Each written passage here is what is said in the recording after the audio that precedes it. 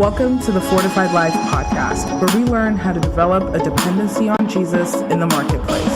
From the boardroom to the bathroom, God is with you. Here's our host, author, speaker, teacher, encourager, stewardship coach, and my husband, the man they call Mr. Fortified, Jason Davis.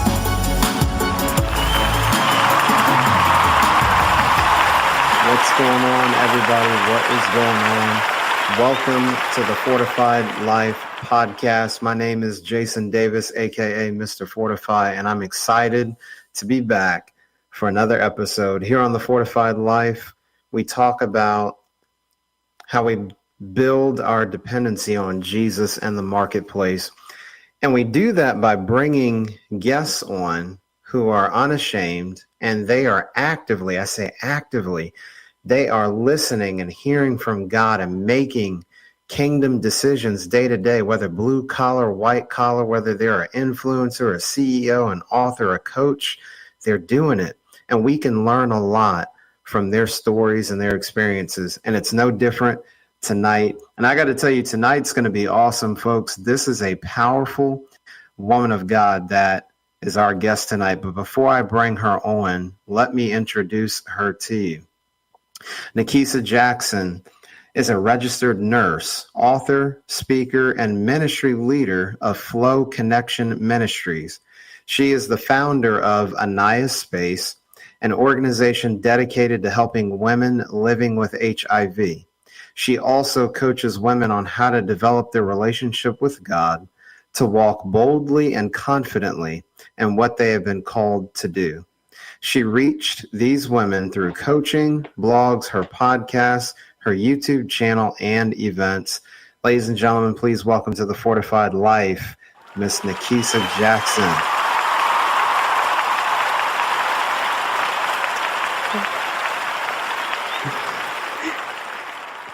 What's going on, Nakeisa? Hi, Jason. I'm so excited to be here on your podcast and to just share tonight. So I'm doing well on this Wednesday evening. How are you?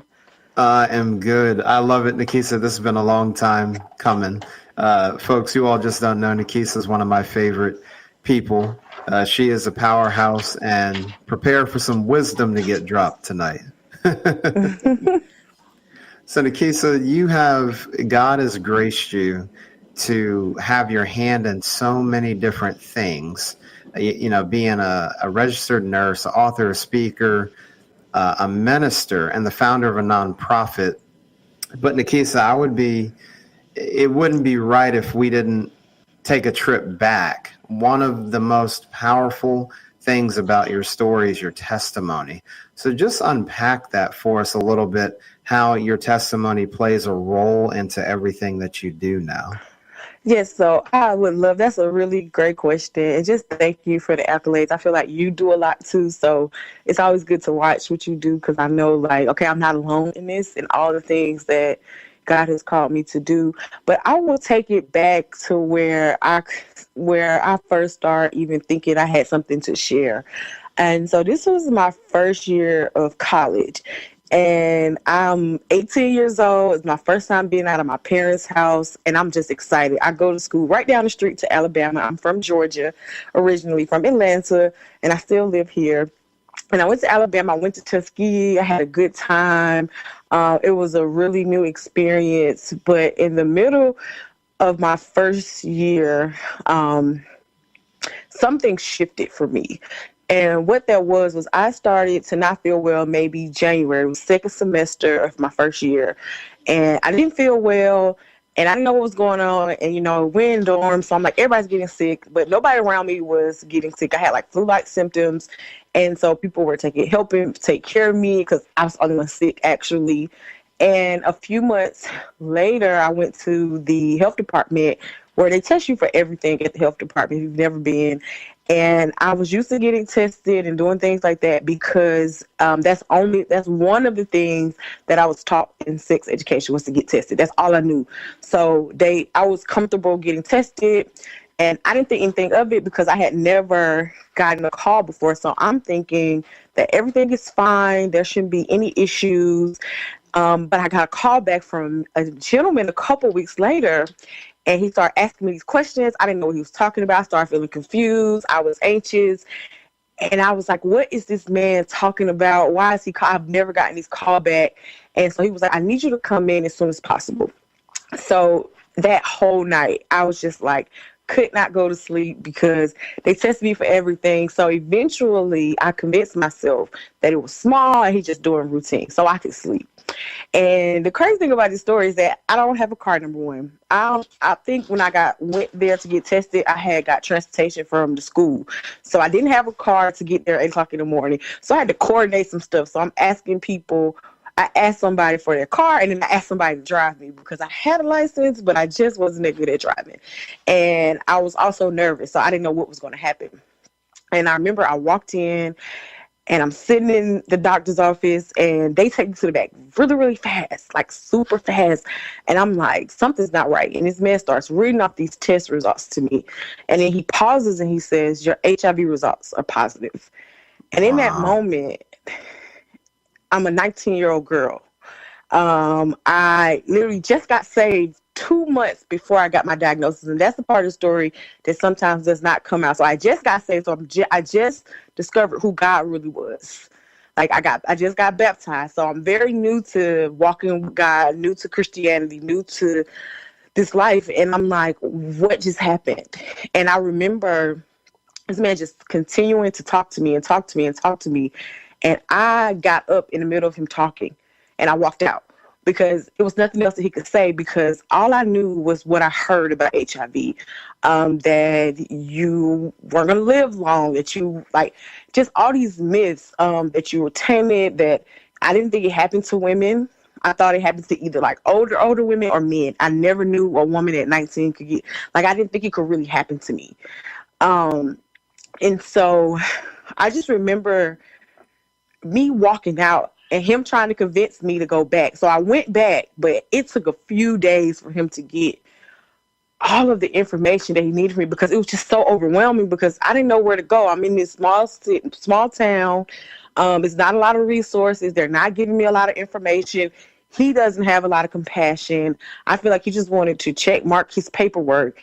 And it came down to the realization of like, okay, it's just me and God, because I just met God and I know God is real. And I'm like, I don't know what to do in this moment. Like, do I prepare to die? Do I prepare to live? Like, it's so many thoughts that go through your head. And I remember I went to God in prayer. And this is back, Jason, if I could be honest, this was back when people would say you can't hear from God yourself, which we know is not true. That's back when I was going to a regular, like, I think non-denominational church, and nobody talked about hearing the voice of God for yourself. Nobody talked about the prophetic. Nobody talked about any of these things. But I knew for a fact that I could hear from God. Even when I first got saved, I knew. And I remember God said to me, I said, God, why would you save me if I was just going to die? Like, it was no need to save me. You could have just left me in the world. I didn't have to have this experience with you. You could have left me alone. I just remember being very upset because I'm very new. So I'm still thinking God's a genie. I'm still thinking that because I'm saved, nothing should happen to me. Nothing bad should happen to me. Like, everything should be good because I got God, I got Jesus. So there's no reason for anything bad to happen. And what God spoke to me about, he said that I'm going to use this. I'm going to teach you how to live, because you're going to live and you're going to make it, and you're going to overcome this. And he started to share with me all these amazing things that I would do. And here we are at 2023. I'm living them out. But back then, as a first-year college student, I said, I will never tell my story. I will never share my testimony. I will never tell people that I'm living with HIV. Why would I do that? Young Black girls don't share their stories. You don't talk about HIV. It's taboo. I'm from the Bible Belt. You don't even talk about having sex. And I wasn't even saved, and I knew better than that. So it was very tough to navigate. I want to say those first years, it was just hard to navigate because I didn't have an example. I had little like things I would say like breadcrumbs that I would follow. So like, I found one girl who had a book. I found out about one conference that I could go to. I found these little pockets of spaces where I could see people who looked like me, but I didn't have a close relationship with anybody that looked like me, that was living with HIV, that met the same demographic. So it was a very difficult thing just to navigate during that time, especially with the state of just the world and where I was in life, like being a young college student, fresh out of high school, not knowing what to do. My goodness, Nakeisa, you're 19, you're brand new to the faith, and then you get this type of diagnosis. I can't even imagine the level of emotion running through your mind. That's just unbelievable. And like you said, fast forwarding to 2023, where you are now encouraging other people and telling your story and your testimony. Like, what was the turning point for you? Because we know you know, as far as being a nurse and then eventually becoming an author and a speaker. So what kind of set you down that health path? Like, okay, this is the condition I have, but I want to start living my life, and what am I going to do about it? What was kind of that turning point in the midst of all that emotion for you? So that's a really, really great question. So what led me down this path of health was actually God. So once I got the realization that I was going to live, I started to all of a sudden feel like I was supposed to go to nursing school. I was in school for construction management. I wasn't thinking about being a nurse. I wasn't even considering it. And then God told me I need to transfer and come back home. Like, you need to go back home. So I ended up coming back home to Georgia State. And shout out to Georgia State Nursing School. It's one of the best nursing schools ever, okay? I just want to say that. It's one of the best nursing schools, and it's one of the hardest to get in. And so when he told me to do this, I was like, there's no way that I'm going to get into this nursing school. So I got into nursing school, and then I became a nurse. And before I got into nursing school, he told me that at some point I'm going to open a clinic. He was like, you're going to open a clinic, so you need to go to nursing school to see what the issues are, to see what it's like to be in that field, because I want you to have some knowledge. And that started off one way of me learning how God works with me, because usually he makes me go do it first before I can like outsource it and get other people to help me. So I went to nursing school. I became a nurse, and I started to see the discrepancies in healthcare. I started to see that just because you're a healthcare provider, it doesn't mean that you know how to care for people living with HIV. It doesn't mean you have compassion. It doesn't mean you understand the multifacetedness of living with HIV. Like, you may understand one part, but you don't understand the whole thing. So I started seeing all these issues, and how it wasn't the care wasn't competent care. It didn't consider a lot of things. It was just not, it just wasn't the best care that could be given from my eyesight and from what God was telling me. Then I always felt like I was always the one with the information. It was a big disconnect between the community and healthcare centers. And I was like, why don't you know what's in the community around the corner? And when I look at it in the grand scheme of things, it's because they're seeing everything, not just people living with HIV, but it's still not an excuse why there should not be some type of connection, because I would know the resources, and I would be like, well, if I wasn't here, how would they got help? Who would have went out and went the extra mile to get the resource? So I started seeing these issues, and then, I did the thing like, it's all these issues that need to be fixed. Somebody need to fix it. And I looked up, it was like 2016. And by this time I'm married. I did all these things that I thought that I couldn't do. I'm married. I got the job I want. I'm like living my best life. But I started to feel this thing in my heart. And like, something is missing. Something is going on. There's something else I'm supposed to be doing. And this is not it. Being a nurse is not it. Because, you get into the usual day-to-day life of how you live in your life. And it's just like one day something goes off. And what happened was my friend started her ministry, and she was telling me, she was writing her book and all stuff, and I was kind of inspired. I said, oh, that's so great. I'm proud of what God's doing for you. I'm still not ready. Like, in my mind, I wasn't ready. But what was happening was God started to show me, like, you're helping all these people in private. You're helping people at your job. You're helping, like, if people would come to me who knew I had HIV, if they would come in my personal life and ask for help, I would give them assistance. He was like, you're doing all of these things. But there are more people that you're supposed to help. And I was like, I can't help all those people. And I ended up taking this class, and they told us, you need to do a passion project. And I was like, oh, what can I do? And then I was like, I'm going to start a business. I was like, I'm going to start a t-shirt business. I'm going to write a blog. I had all of these ideas. And I sat down with a business coach, and he was like, the idea you need to run with is you need to tell your story about living with HIV. And I was like, I don't want to do that. And I just kept saying, I don't want to do it. I kept saying, I don't want to do that. I don't want to do that. And then I said, okay, I'll just write a piece of a book. So I wrote the basic testimony of going into the doctor's office. And one person was like, "You're a great storyteller." And I promise you, I just ran with it and I wrote the book. Wow. My goodness. And that's actually a perfect segue, Nakeisa, because I was going to get into that. So I believe it's A Lover's Journey, the name of that. And just talk about, I know you were hesitant at first, but what is the book about, and what do you want readers, and yes, readers are leaders, but what do you want the readers to know most about this publication? Okay, so I have two books. So my second book is A Lover's Journey that I just released. And I would say that while that's not the book with my direct testimony, my direct testimony is a book I wrote called Life After HIV Removing the Mask. I think A Lover's Journey is a good book to talk about because it encompasses that testimony.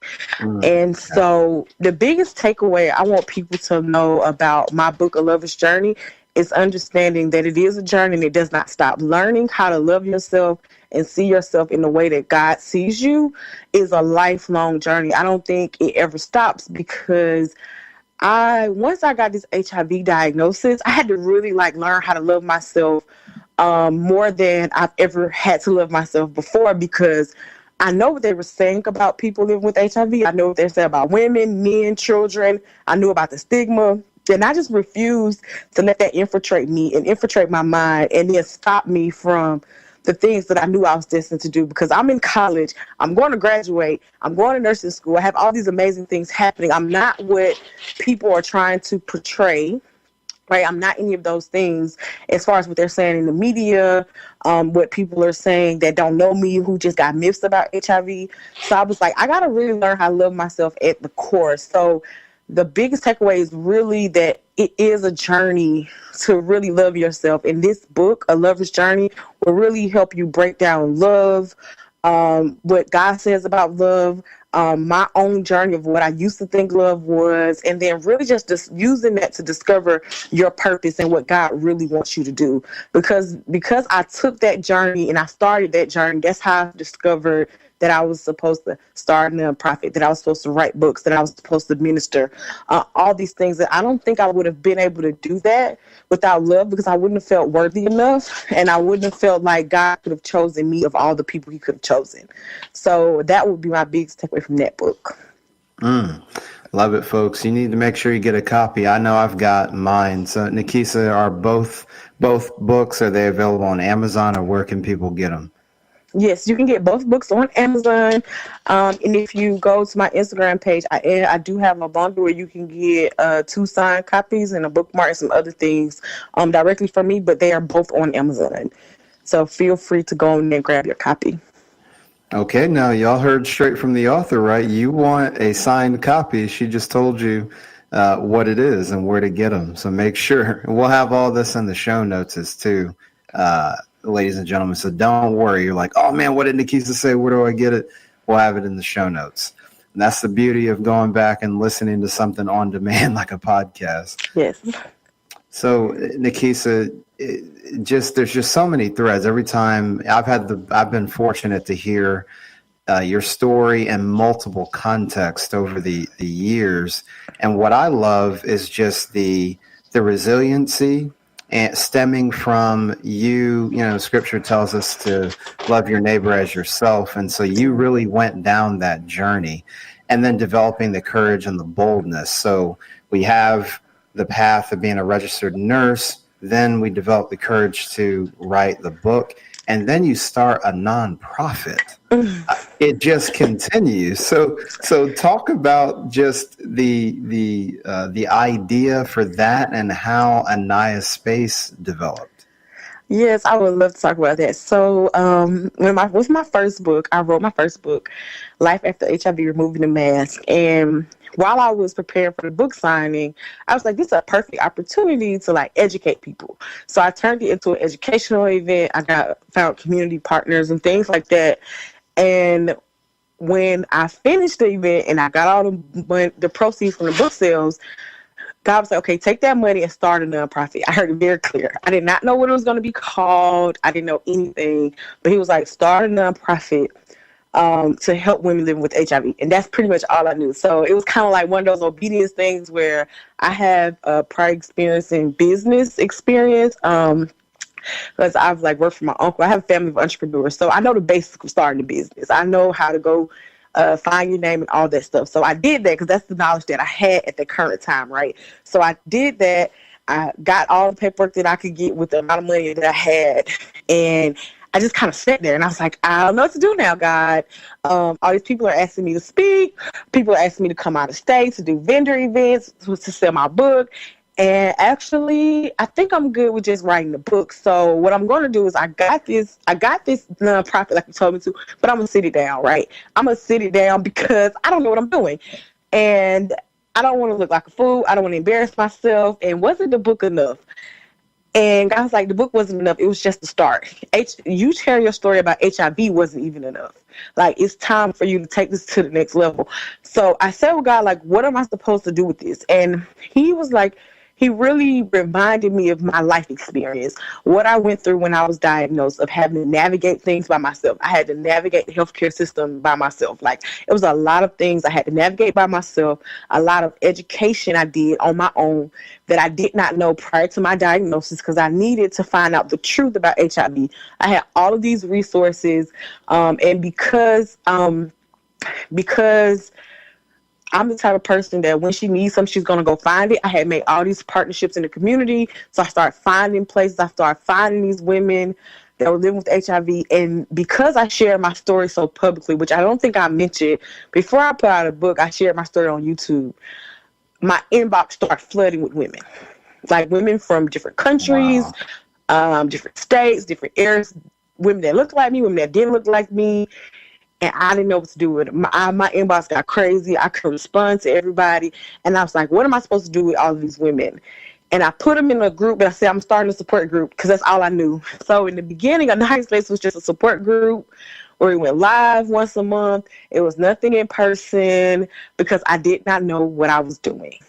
And God just began to tell me that the purpose of the organization is really to provide holistic care services, meaning we don't just look at if your physical health is okay. We want to look at your emotional health, your mental health. We want to look at if you have housing, do you have food to eat, things like that, because there are so many factors that stems around having an HIV diagnosis. And what I found in my own research is that mental health is very important, and then also social support, because social support and having make sure your mental and emotional wellness is well. It helps you stay in care. It helps you stay connected so that your physical health won't suffer as a result. So once I discovered that, I just took all that together, and of course with my nursing knowledge, to build out this social welfare kind of organization that's now moving towards getting a building, being able to build out the actual clinic part that God told me about well over 10 years ago when I was first diagnosed.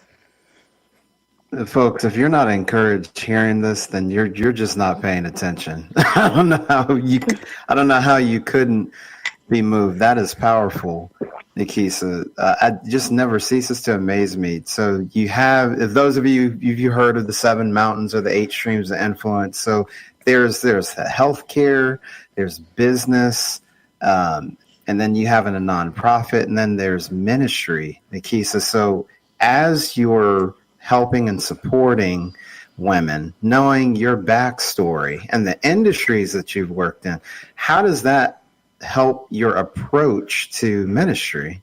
Oh yes, I love this question. Now this is my area. I know you're probably listening like, oh, this girl talks about this. Now ministry, that's like my best friend. That's my baby. So what I found out about me in ministry is that what was happening is whenever I would speak, when the words would come out of my mouth, God would come out of my mouth because I had a relationship with God. So scripture would fall out of my mouth. And next thing I know, I'm dropping wisdom. Did not know it. Next thing I'm ministering to people or I'm talking to people, and people are like, how do you know that? And how did you know I was dealing with that? And I'm like, I don't know how I know that, but I'm just telling you what I think is coming from my knowledge base.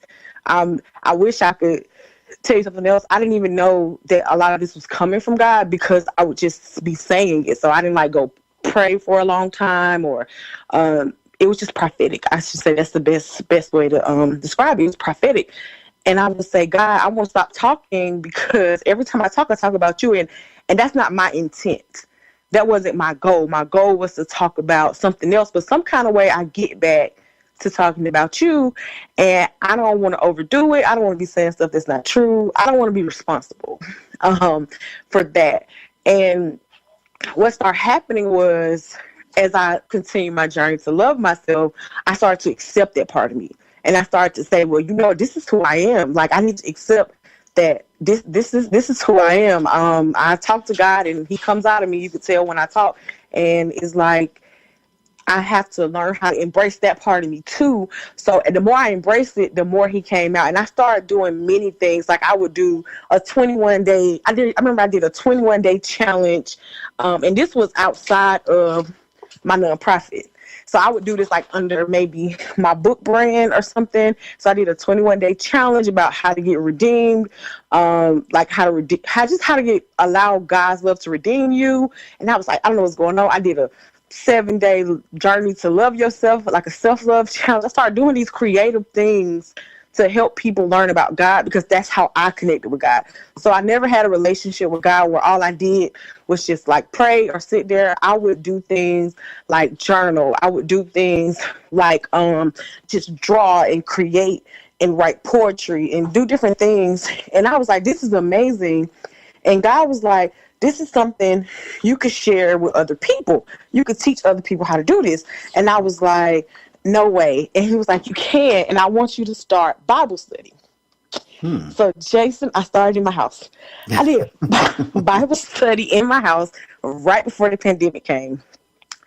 And I was just doing it, and I was very comfortable. So I just want to do it in my house. I had a couple people come over. I would make food, and we would do it in my house. The pandemic hit, everybody was staying in their house. So then I was like, what am I supposed to do with this? And I spoke to my spiritual leader, and she was like, it's just time for you to share in another kind of way. It's time for you to start ministering. So what I did was I started just a simple prayer call. Well, I guess I shouldn't say simple, but I started this prayer call, and I launched a ministry. It's called Flow Connection Ministries. And we still do different, like, unique things, but we do like worship calls. We do these things called obedience nights, where we just get together and talk about what we're supposed to be doing and how we're going to make sure we actually do it. We do prayer calls, and we've had like a couple of like challenge, like virtual events. And this year we're going to get into doing some live events. So it's a very unique ministry, but it's really just about teaching women how to connect to God for themselves. So getting away with the old thought that you can't hear from God. It's about activating people in being able to hear the voice of God for themselves, and then making sure that they are doing some of those things that, for some of us, it comes natural to just obey, right? But then for some of us, like me, it's struggle, but we know that it's required. We know that when we are disobedient, we kind of knock ourselves out of the will of God. And then we open up doors that could be shut if we would just be obedient. And so I felt like I had a call to really share that with people and help them understand that is, it's not about your feelings and all this kind of stuff, but it's really just about your obedience, and everything else will fall in place. But I first had to go through it, and then I was able to share with other people. So I'm really excited just about like what God's going to do through the ministry. It's just been a beautiful thing. So many people have really learned and grew throughout that ministry. Wow, that's so awesome to hear, Nakeisa. And you could just tell when even in answering the question, I was like, man, did you all hear the shift in her voice? She said, oh, let me tell you all about what God has been doing from the ministry perspective. I love that, Nakeisa. My goodness. You definitely want to keep track of Flow Connection Ministries and everything that Nakeisa is doing. We'll have links in the show notes. Now, Nakeisa, I wanted to come back to something earlier. You talked about mental and emotional wellness, not just talking about the diagnosis of HIV, but also just the other health factors. What are some practical things that people can do to try to strengthen their mental and emotional wellness? So I can say a lot of things, but I'm figuring I'm have about three things to say. The first thing is I would say is that we all have to be self-aware, and that may not be the easiest for everyone, but one thing is just always checking in with yourself. Like, how am I actually feeling today? How am I actually doing today? Have I been rested? Did I sleep well? Like, really taking a look at yourself, because sometimes we're getting overwhelmed and we are being super hard on ourselves because of other factors. So, for example, I'll give you a real example. You've been up all night working on your business. You get 3 hours of sleep. So in the morning, you're like, I gotta go. But you're really feeling anxious and worried, and you really need to rest. But because you didn't check in with yourself, you're just continuing your cycle. So it's really like you've been up for days and days and days nonstop, and you haven't really had a break. And then if you're anything like me, sometimes, like, I like to be productive. So when I'm not productive, sometimes I tell myself I'm being lazy. But because I check in, I can rectify it and say, no, I'm not being lazy. I've been working 3 or 4 days straight. I've been out of town. I had a speaking engagement. I've done all this. I haven't rested. And so then I can overcome the battle of the mind. So the first thing is really just checking in with yourself. And the second thing is journaling. I don't care if it's just one line and you say today is hard, or one line today is great, or I'm thankful for life today. But really getting your emotions out of your head and getting them on paper and keeping a record is very, very helpful, because you can go back and look and say, hey, at the top of February, I was feeling really sad, but it's March 1st and I feel much better because I changed how I ate last month, or I took more breaks last month, and now I feel so much better. And then you can kind of discover what helps you, right? When you felt happy on Valentine's Day, what made you feel happy, right? When you felt happy because it was Friday, was it because it was Friday? And then you could start seeing a pattern with your life. Like, from doing this, I learned my energy levels are better in the evening and later in the week. So you know what I did? I changed my schedule as a result. So it helps me navigate some of the things that naturally happen with me and my moods and how I feel throughout the week. But also it helped me make sure that my mental and emotional wellness was okay. Because so then if I seen like, hey, it's been 4 days and you haven't been feeling that well, maybe today is a day to do a self-care day, which is my third tip. I always make time for self-care. Like, I don't care if you just need a day where you sleep all day and eat popcorn and watch TV. Because, like, do not let your finances, your friends, your family members, no one around you stop you from having a self-care day. At least, and that's the bare minimum, once a month. I really feel like you should do it once a week, but I understand. So once a month, just a day for you, like the same love you give to your children, your spouse, the people around you, your loved ones, you have to give it back to you and take care of yourself, because as the cliche goes, you can't pour from an empty cup. So if you've been pouring and your cup is empty, what have you really been giving? Have you really been giving them the God in you like you say you have, but you're depleted? So how could you've done that? And everybody won't notice it, especially if you're the strong friend, or if people see you doing a lot and they look up to you. They don't really know when you're struggling, and you can't expect them to know, but you can start to discover the cues that you give off of when you're struggling. And it's just important that you take care of yourself, because you have to prioritize it. See, I told you all she was going to drop some gold tonight. I told you. I hope you've been taking notes. That was very good, Nakeisa, and you really spelled out the practicality of it, because sometimes people don't think about things. Nakeisa, you talked about, hey, be honest with yourself instead of trying to plow through and push through. It's like, am I actually okay today? And how often do we pause to do that? That's really insightful. So thank you for sharing that.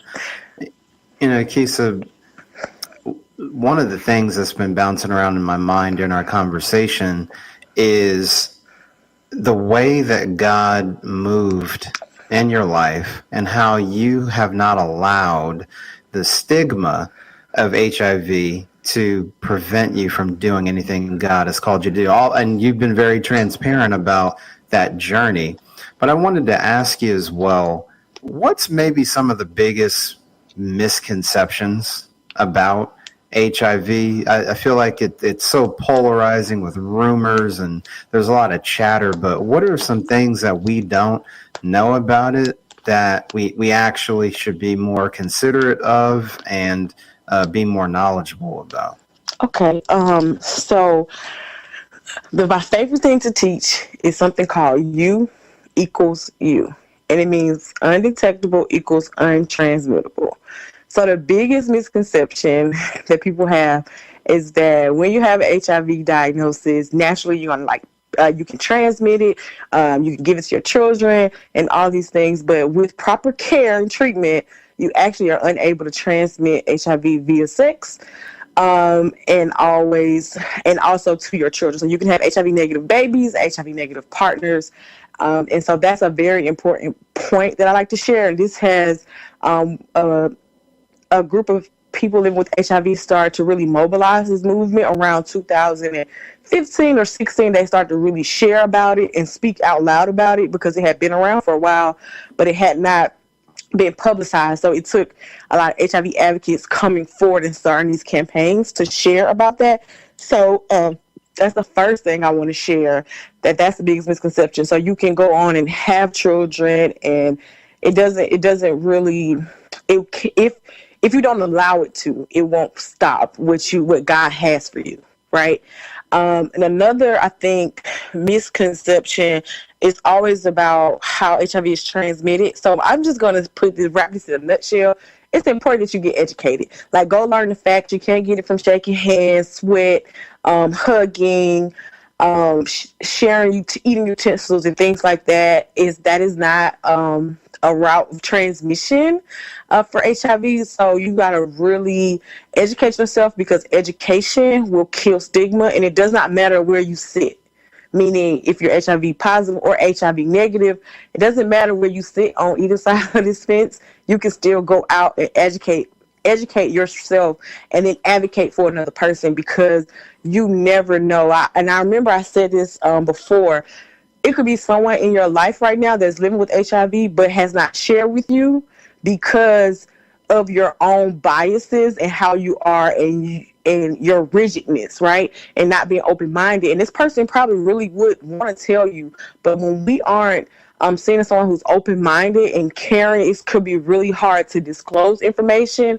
And one thing I do know about HIV is that being in isolation is not it's not an ideal situation. So we have to make sure that we as a people as a whole are willing to educate ourselves, because you never know. HIV doesn't have a face. It does not discriminate. It can happen to anyone. And it's important that we as a people all combine together to really combat stigma, so we don't have these misconceptions and lies that happened, that were going on way back in the 80s and early 90s, that we've learned so much information in 40 years, because it's been like over 40 years now, and we have so much information, and it is amazing the things that they have found. And if we don't educate ourselves, we're still going to be stuck even in 2023 when it's 2036. And so stuff is changing every day, and you just have to be willing to do the research, get educated, and participate in advocating. That's good, Nakeisa. I appreciate you breaking that down for us, because there has been a lot of breakthroughs. So I love that. Education helps kill the rumors, and then there's just the empathy part, like just, your fellow brothers and sisters and friends, just be there and love one another. So I love what you were saying there.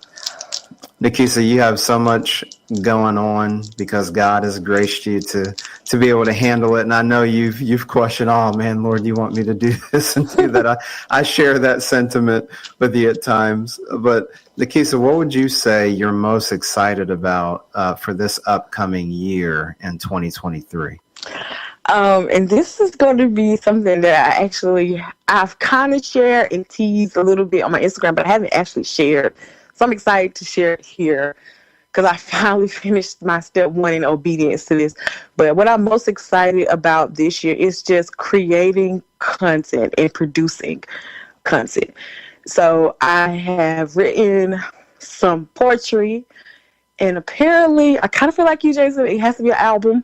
So I'm like, I don't know how I'm going to do that. Now, I have snuck and done poetry on my podcast before, which I've put down. I need to pick it back up. But I've snuck and done it on there. I used to do this little segment and like throw a poem at the very end. So it's like if you listen to my whole podcast, you can catch it.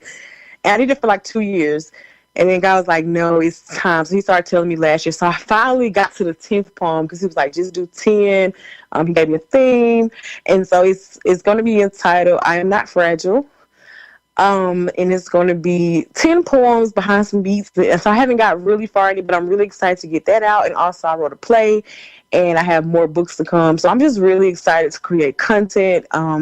It's just the next step. God's been telling me for a couple years that I'm just going to be a content creator because I would get frustrated in my own gifts of writing because I used to feel like I just write everything. Like, why do I keep writing all these books and they ain't out yet? Why I keep writing all this stuff?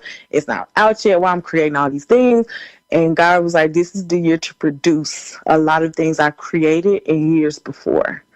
So that's what I'm most excited about, just to create, and most excited about the poetry album because it's something new.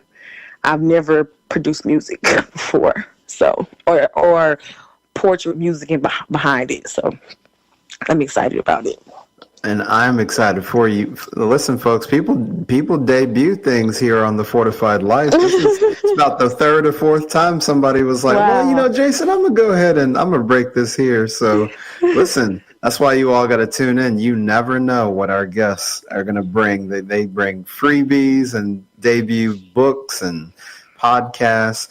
I love that, Nakeisa. And I know I'm looking forward to your poetry as well as some of the other plays and things you're going to write. And I will definitely be praying for you. It reminds me, Nakeisa, because about 1.5 years ago, I did my first song as well. And it was some spoken word and poetry. So I remember I share that with you. I'm like, Lord, I don't know. But when he gives it to you, he gives it to you. Yes. Well, Nakeisa, we are out of time, and I have thoroughly enjoyed this conversation. And I know that anybody listening, you all need to go back and listen to this on demand when we get it posted. But Nakeisa, where can people reach out to you? How can listeners connect to everything that you're doing? Okay, so the best place to reach out to me is on my page, Nikki J. the Author. It's Instagram, Facebook, Twitter. You can find me on all platforms, even on YouTube. And then you can get connected to the rest of my pages. So if you want to get connected to the ministry, if you need support groups, I'll definitely get you that link. It's aniyahspace.org, and that's where you can find out more about how to give and how to connect with us and support the work that we're doing. But Nikki J. the Author is the best way to find me on social media. It's just the easiest. And that's Nikki, the letter J, the Author. So that's the best place to find me. All right. Well, folks, you know where to find her now. So that means when she releases her plays and poetry, it's time to go support. I know that I will. But Nakeisa, just greatly appreciate you coming on the Fortified Life here tonight. Thank you so much, Jason, for having me. For sure. Folks, you know how we leave things. That's all we have for tonight, but we'll be back for another week, another episode, another person who is unashamedly living out their faith in the marketplace. From the boardroom to the bathroom, God is with you. Don't compartmentalize your faith in the marketplace. We'll see you next time on the Fortified Life podcast.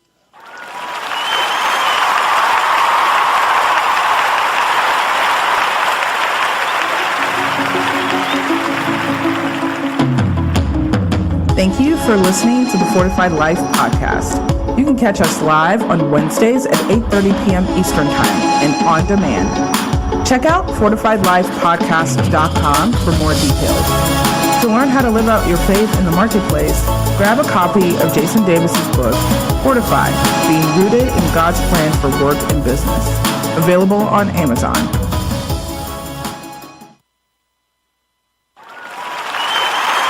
You're listening to Joel Sly Worldwide Podcast. You've decided to move and picked the neighborhood you prefer, but how much home can you afford? Which loan term is best? Start by contacting an Arundel Federal Savings Bank loan officer to get the numbers you need and a pre-qualification letter to present to your realtor. No cost to you. Whether building or buying, Arundel Federal wants to be the local community bank that you trust and think of for your home mortgage. Contact us today at arundelfederal.com. A pre-qualification is not a loan approval or commitment to make a loan. Additional terms and conditions apply. Member FDIC and equal housing lender at MLS number 671636. Everyone loves TV Dad. On the next TV Dad, presented by Progressive, TV Dad explains becoming a man.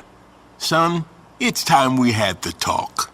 Okay, TV Dad. You know, drivers who switch and save with Progressive could save hundreds. Oh, is that why my voice is changing? That's a question for your health teacher. Listen to your TV Dad. Drivers who switch and save with Progressive could save hundreds. Progressive Casualty Insurance Company and affiliates. Potential savings will vary.